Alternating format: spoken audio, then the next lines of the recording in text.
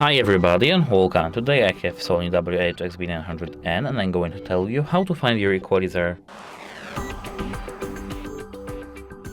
So at first you have to scroll all the way down to device settings, tap on it, and here as you can see we have find your equalizer.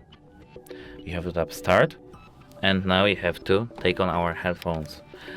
Now we'll have our music played, and now after that we have to select the version that suits our preferences. I forgot that we have to play our music manually, so let's open Spotify. Not here. And play anything.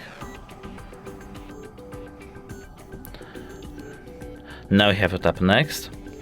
And here as you can see we have let's feel the difference in sound. Select the sound that suits your preferences. Here we have version 1, version 2, version 3, version 5 or version 4. You just have to select the best one for you. For me it's version 5.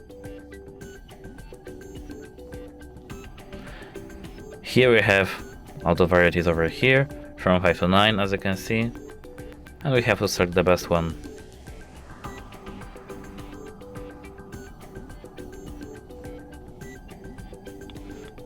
For me it's 8.